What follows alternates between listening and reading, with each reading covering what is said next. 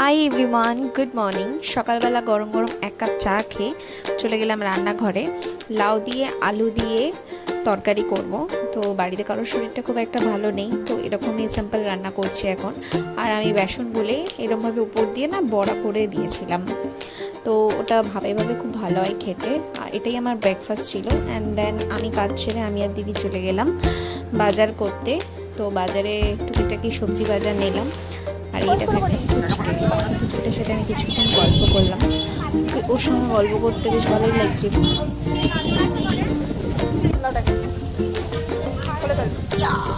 তারপর আমি দিদি বাজার করে একটা বারবান বিস্কিট খেতে খেতে চলে গেছিলাম বাড়িতে সব রেখে। আবার আমি আর দিদি বেরিয়েছিলাম, একটু জামা কাপড়ের দোকানে গেছিলাম। দুটো জিনিস আমার নেয়ার ছিল, তো পছন্দ হলো না, তো চলে এলাম। অ্যান্ড দেন বাড়িতে এসে একটু ফল কাটলাম, তো সেগুলো খেলাম। অ্যান্ড তারপরে স্নান টান করে ফ্রেশ হয়ে গরম গরম ডিমের মামলেট তৈরি করলাম। অ্যান্ড দেন লাঞ্চটা সারলাম। লাঞ্চে ছিল রুটি, তরকারি, তারপরে ঝিঙের ঘন্ট।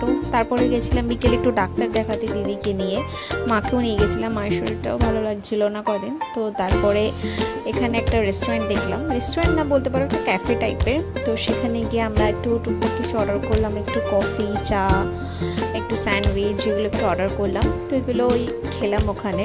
অ্যাকচুয়ালি প্রচণ্ড খিদে পেয়ে গেছিলো, তো সেই জন্য ওখানে খেলাম আমরা।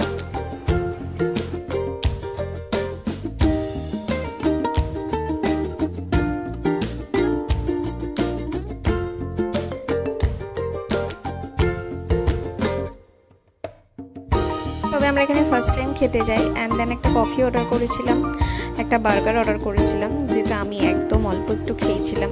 এমনি সবাই ভাগ করেই খেয়েছিলাম। তো তারপর এই সন্ধ্যাবেলা আরতি হচ্ছিলো, একটু দেখালাম, দেন ডিনার করলাম। তো চলো টাটা, গুড নাইট। এইভাবেই কাটলো। ভিডিওটা ভালো লাগলে লাইক করো, টাটা।